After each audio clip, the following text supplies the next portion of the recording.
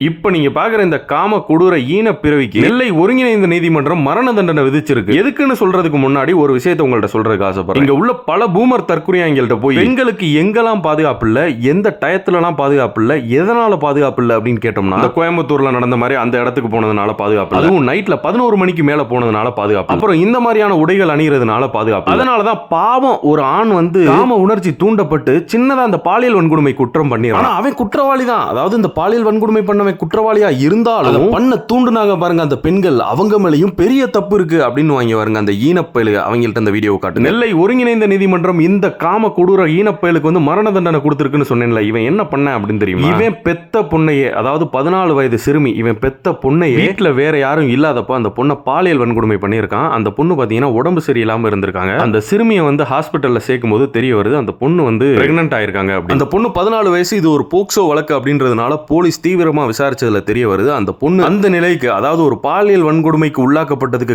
காரணம் அந்த பொண்ணோட அப்பா அப்படின்னு தெரிய வருது. அப்புறம் இந்த வழக்கு நெல்லை மாவட்ட போக்சோ சிறப்பு நீதிமன்றத்தில் வந்து நடைபெறுது. 3 நாளைக்கு முன்னாடி தீர்ப்பாக நீதிபதி சுரேஷ் வந்து ஒரு தீர்ப்பளிக்கிறார். இப்படி ஒரு காம கொடூர தந்தைகள் இனிமே உருவாகாம இருக்கணும், அப்படி ஒரு பயத்தை ஏற்படுத்தணும் அப்படின்றதுக்காண்டி மரண தண்டனை விதிக்கிறாங்க. கேட்கறதுக்கே எவ்வளவு கொடூரமா ஒரு மாதிரி அருவருப்பா இருக்குங்க. பெத்த பிள்ளையவே அவங்களுக்கு எப்படி இப்படி பார்க்க மனசு வருது? தற்குறிகளா அவங்களுக்கு புரியுதா? பெண்கள் இங்க போனாதான், இத்தனை மணிக்கு போனாதான், இந்த மாதிரி ட்ரெஸ் போட்டாதான் பிரச்சனை அப்படின்றதெல்லாம் கிடையவே கிடையாது. இந்த மாதிரியான மிருகங்களுக்கு அது பெண் அப்படின்னு இருந்தாலே, உதாரணத்துக்கு இங்க பாரு, பெத்த பொண்ணுன்னு கூட பார்க்காம அந்த 14 வயது சிறுமியை வந்து பாலியல் வன்கொடுமை பண்ணிருக்கு. இந்த மாதிரியான நியூஸை பார்த்ததுக்கு அப்புறமும் உங்களோட மனநிலைகள் வெளியில போறது, இத்தனை மணிக்கு மேல வெளியில போறது, இந்த உடை அணிகிறது தான் பிரச்சனைன்னு உனக்கு இப்போ வர தோணுது அப்படின்னா, இருந்துமே உன் குடும்பத்துல இருக்க பெண்களே தள்ளி இருக்கிறது ரொம்ப நல்லது.